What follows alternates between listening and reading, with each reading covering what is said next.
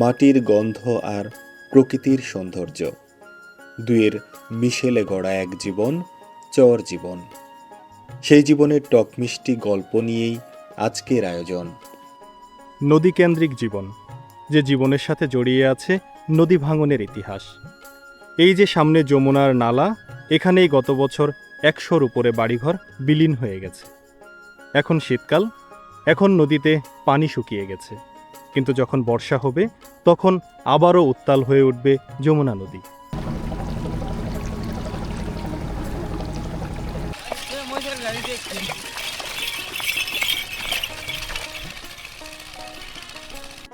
নতুন ঘর উঠাবে, পরিবারকে সাথে নিয়ে বাজার সদাই করে ফিরছে তার নিজের বাড়িতে। তাই খুশিটাও যেন একটু বেশি। ঘাটের কর্মযজ্ঞ শুরু হয়েছে ফজরের পরপরই। নৌকায় উঠানো হচ্ছে কাঠ, গন্তব্য গহীন কোনো চর। আটকে গেছে নৌকা, সবাই মিলে ছাড়ানোর আপ্রাণ চেষ্টা। শীতের এই সময়টায় নদীর পানি কমে যায়, তখন নৌকাগুলোকে চলতে হয় খুব সাবধানে। আটকে পড়া নৌকাটা সবাই মিলে ছাড়ালো, এবার ছেড়ে দেওয়ার পালা।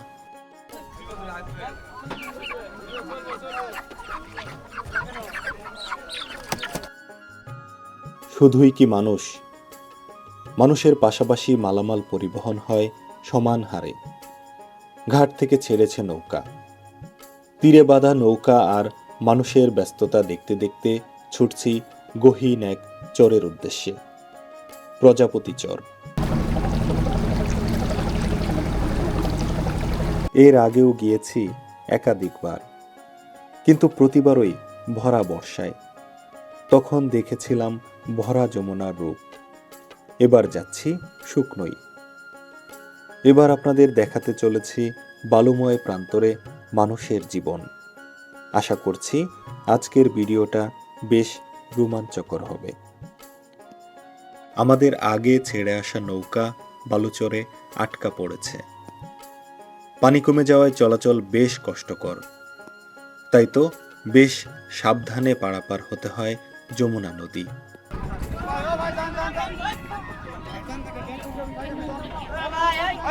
কিছু যাত্রী উঠে এলো আমাদের নৌকায়। চরের এই জীবনে একজনের বিপদে আরেকজন পাশে দাঁড়ায়, এভাবেই টিকে আছে চরের মানুষজন। পাশ দিয়ে চলে গেল ছোট্ট একটি মাছ ধরার নৌকা। সেই নৌকা থেকে যে যাত্রীগুলো উঠেছিল তাদের এবার নামবার পালা। আমরা ধরব অন্য পথ। সেই নৌকার যাত্রীরা নামলো জনমানবহীন বালুচরে। তাদের নৌকা আসা পর্যন্ত অপেক্ষা করতে হবে। এটাই চর জীবন, যেখানে প্রতিটা পদক্ষেপ নিতে হয় সাবধানতার সহিত। দেখতে দেখতে আমরা পৌঁছে গেলাম প্রজাপতি চরের ঘাটে। ঘাটে আগে থেকে অপেক্ষমান ঘোড়ার গাড়ি, মালামাল এবং বহু যাত্রী। আমাদের নৌকায় যে মানুষজন এসেছিল তারা চলে যাবে তাদের চরের বাড়িতে। পাশাপাশি নৌকায় করে যে মালামাল এসেছে সেই মালামালগুলো ঘোড়ার গাড়িতে উঠে যাবে প্রজাপতি বাজারে। সবাই একে একে নামছে। আমরাও নামলাম চরের মানুষদের পিছু পিছু। আমাদের নামানোর পর এপারে যারা অপেক্ষা করছিল তারাও উঠে গেল নৌকায়। এই খেয়া নৌকা আবারও ফিরে যাবে গুঠাইল ঘাটে। নৌকায় করে যে মুরগিগুলো এসেছিল সেই মুরগিগুলো ঘোড়ার গাড়িতে ওঠানো হচ্ছে।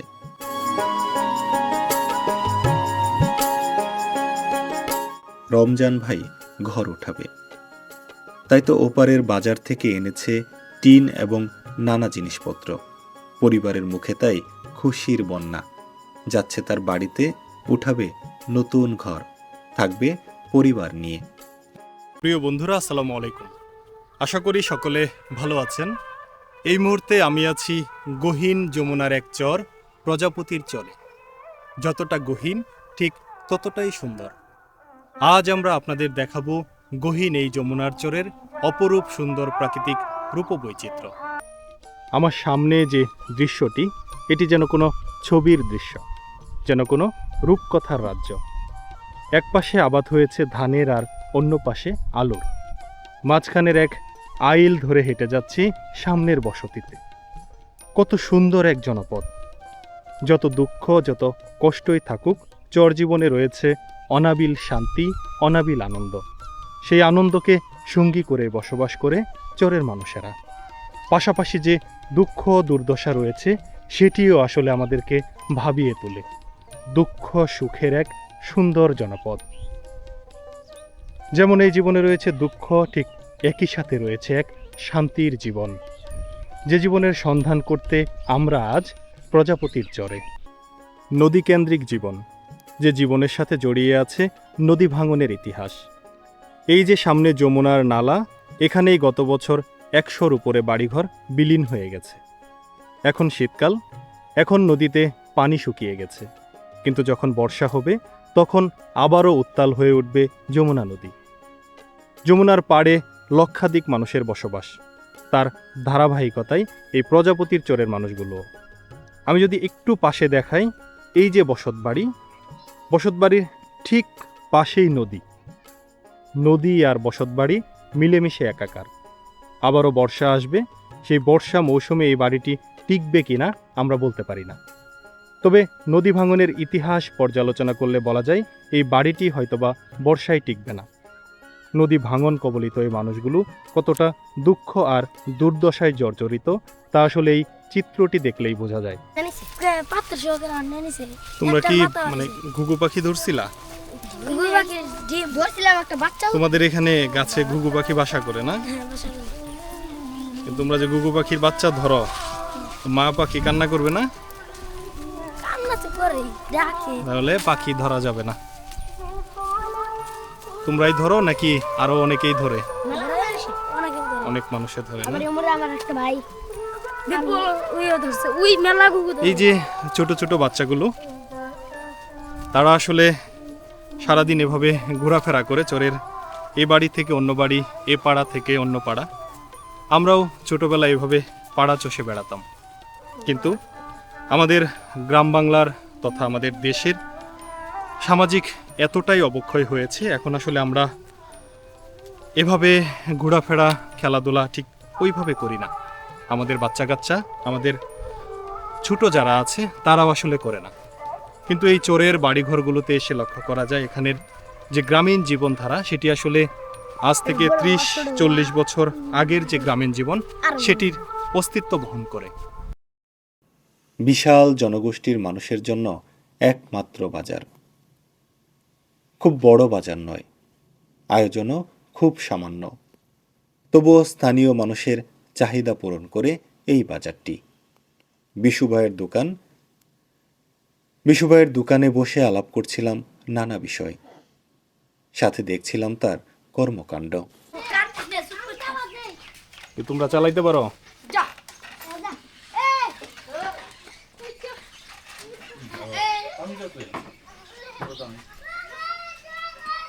প্রজাপতির চর, গহীন যমুনার চর। চরের মাঝে ছোট্ট এক বাজার, বিশু ভাইয়ের দোকান। বিশু ভাইয়ের দোকানে দুপুরবেলা খাবার খাচ্ছি, পুরি সাথে মুগ ডাল। চরের এই বাজারেই পুরিটুকু যে পাওয়া যাবে সেটাই আসলে আমাদের ভাবনাই ছিল। দুর্গম এই জায়গায় আসলে খাবারের ব্যবস্থা সেরকম নাই বলতেই চলে। মনে আছে কি মুরগিগুলোর কথা? ওই যে ঘাটে ঘোড়ার গাড়িতে উঠাচ্ছিল, সেই মুরগিগুলো এসেছে এই বাজারে। প্রজাপতির চরের বাজার, গহীন যমুনার ভেতরের এক বাজার, খুবই ছোট্ট। এখন ভর দুপুরবেলা। বাজারের দোকানপাট থেকে শুরু করে সব কিছুই বন্ধ, মানুষের উপস্থিতি নেই, দু একটি দোকান খোলা। কিন্তু এই বাজারটি যখন বিকাল হবে তখন মানুষের কর্মচঞ্চলতা বাড়বে, মানুষের ভিড় বেড়ে যাবে বিকালবেলায়। হাটের এক পাশটাতে রয়েছে একটি কাপড়ের দোকান, পাশাপাশি টেইলার্স। গহীন এই চরের মানুষজন হচ্ছে এই দোকানের খরিদ্দার। দোকানের বেচাকেনাও বেশ ভালো। এটি সহ মোট 2টি কাপড়ের দোকান রয়েছে এই গহীন চরের বাজারে। বিশাল জনগোষ্ঠীর মানুষের জন্য 2টা দোকান। এছাড়াও এই চরের মানুষেরা তাদের নিত্য প্রয়োজনে যেতে হয় ওপারের গুঠাইল ঘাটে। চরের এই মানুষের জীবন সত্যিই অনেক কঠিন। ধুলো উড়িয়ে আসছে ঘোড়ার গাড়ি, গাড়িতে ভর্তি মরিচ। ভাই কোথা থেকে আসলো এই গাড়িটা? প্রজাপতি তো না। ও পাশ থেকে। হ্যাঁ এই চরে কি মরিচ ভালো হয়? হ্যাঁ। মরিচ ভালো হয় না। এইভাবে যে ট্রিপ দিচ্ছেন, ট্রিপে আসলে কেমন থাকে দিন শেষে? তাই 5-700 থাকে সারা বছরই তো ট্রিপ থাকে না? হ্যাঁ। এই মরিচগুলা কোথায় যাবে? ওলিয়া উলিয়া যাবে। উলিয়াতে কি আজকে হাট? প্রতিদিন।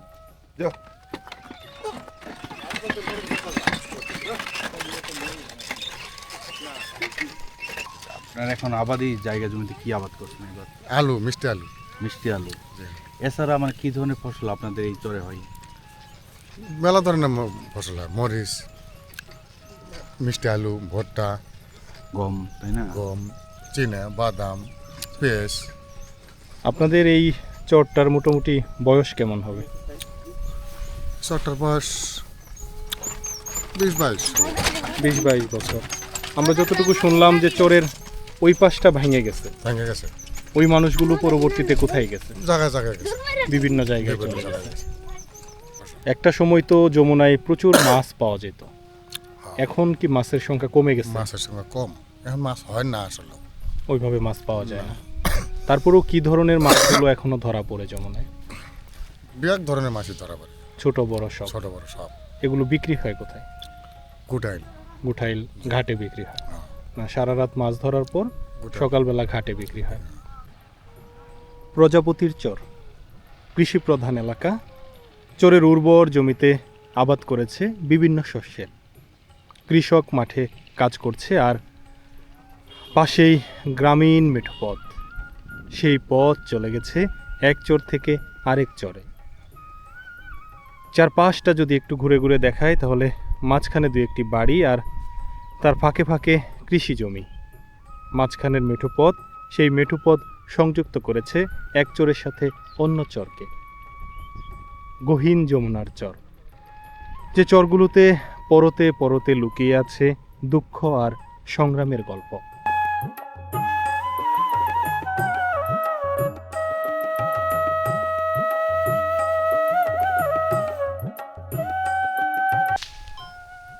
প্রজাপতির চর নামটা যত সুন্দর, চরটা যেন তার থেকেও সুন্দর।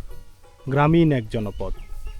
ওপাশে পাড়ি দিয়েছি যমুনা নদী, চারপাশে নদী বেষ্টিত এক জনপদ এই প্রজাপতির চর। একদম গ্রামীণ জীবনধারা।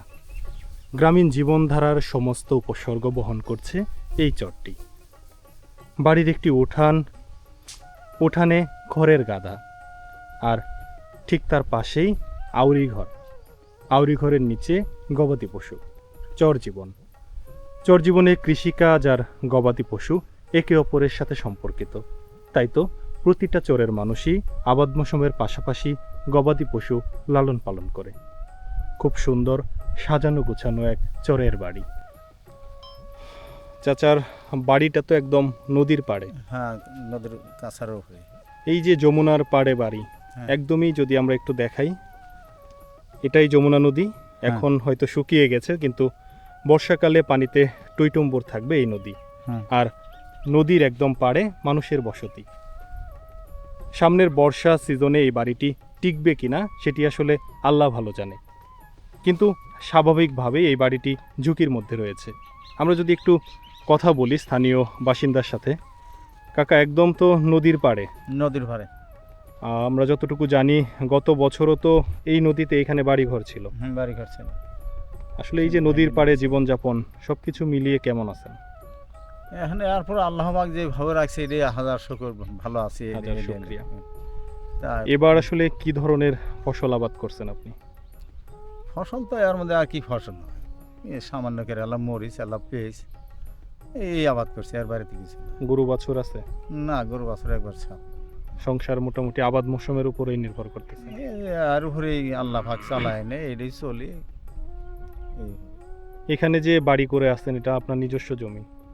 না, এটা আমার ভাইগের জমি, তিনজনের জমিতে বাড়ি করে আছে। তিনজনের জমিতে বাড়ি করে এই আছেন। যে গত বর্ষার সময় কি মানে কতগুলো পরিবারে মানে ঘর বাড়ি ভাঙছে আপনাদের এই প্রজাপতি চর থেকে?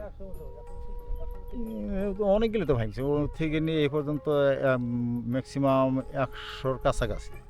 100-র মতো বাড়ি ভেঙে গেছে। ভেঙে গেছে। এই মানুষগুলো পরবর্তীতে কোথায় যে আশ্রয় নিছে? বিভিন্ন জায়গায়, কেউ গেছে গা দক্ষিণ দিকে, কেউ গেছে গা উত্তর দিকে, হ্যাঁ, কেউ বা গেছে গা পূর্বর চরণ, এক এক মানে যে যেখানে যে আশ্রয় ঠাঁই আছে একটু জায়গা দিছে সেখানেই গেছে। সেখানে গেছে। চর জীবনে সবথেকে কষ্টের যে বিষয়টি তা হলো শিক্ষা ব্যবস্থা।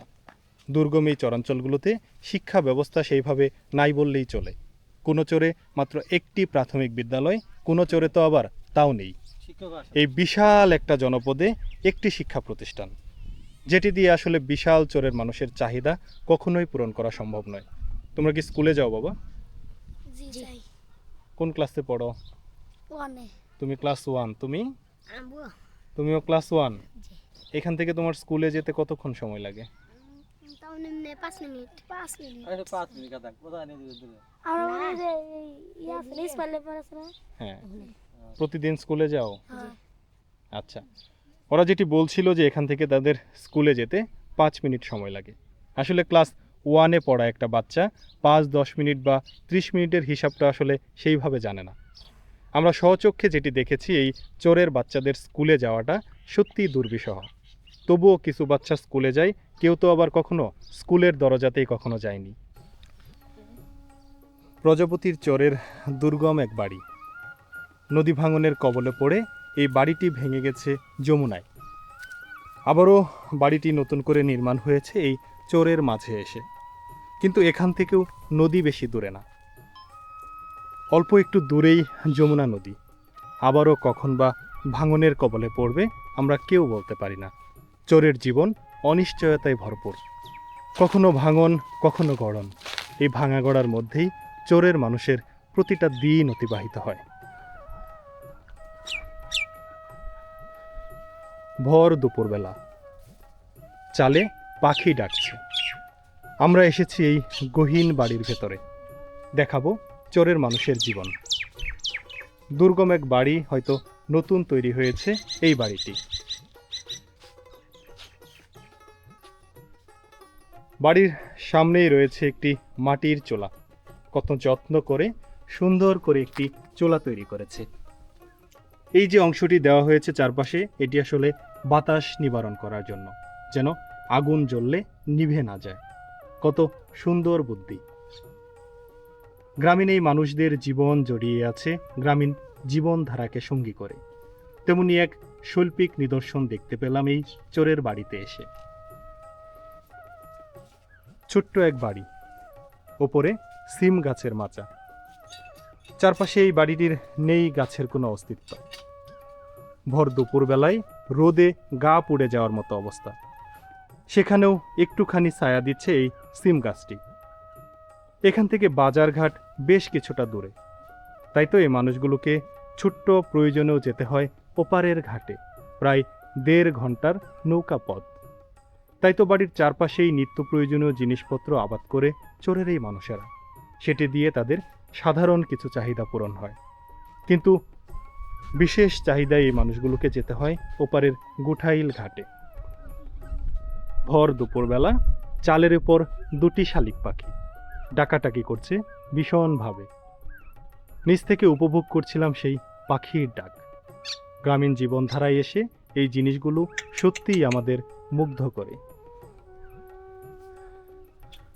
প্রবেশ করলাম সেই বসত বাড়ির ভেতরে। এই যে ঘর, চারপাশে নেই কোনো জানালা, উপরে টিনের চাল, কোনো সিলিংও নেই। অত্যাধিক গরমে এই মানুষগুলো কিভাবে এখানে টিকে থাকে একবার চিন্তা করুন। খুবই সাধারণ জীবন। এপাশে ছোট্ট একটি বাঁশ টানানো, যেখানে আলনা হিসেবে ব্যবহার হচ্ছে বাঁশটি। আর এই যে একটু দেখাই, ঘরের ঠিক মাঝখানে একটি ঘুঘু পাখির খাঁচা।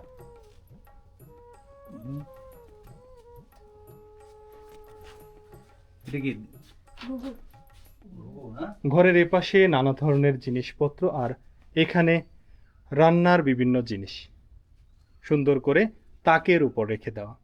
গ্রামীণ সংস্কৃতিতে বহু বছর ধরে এভাবে জিনিস রাখার প্রচলন আছে, তবে অনেক ঐতিহ্য হারিয়ে যাওয়ার পথে। তেমনি এই জিনিসটিও এখন গ্রাম বাংলায় দেখা যায় না। তবে চরের এই বাড়িঘরগুলোতে এখনও দেখা মেলে এরকম মাচার, মাছের তরকারি।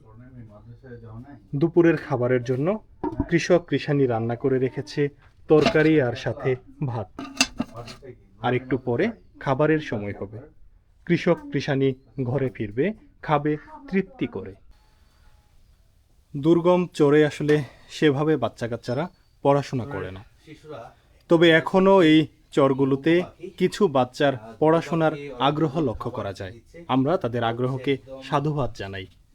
এই যে ছোট্ট একটি তাক করা, তাকে রাখা কলম আর এপাশে বই পুস্তক, এত কষ্টের জীবনেও এভাবে পড়া যায়। কিছু কিছু বাচ্চার এমন জীবন এবং ধৈর্য দেখলে আমাদের সত্যি বুকটা গর্বে ভরে যায়। আমরা সাধুবাদ জানাই সেই বাচ্চাদের যারা এত দুর্গম শিক্ষা ব্যবস্থা না থাকার পরেও এভাবে পড়াশোনা করছে।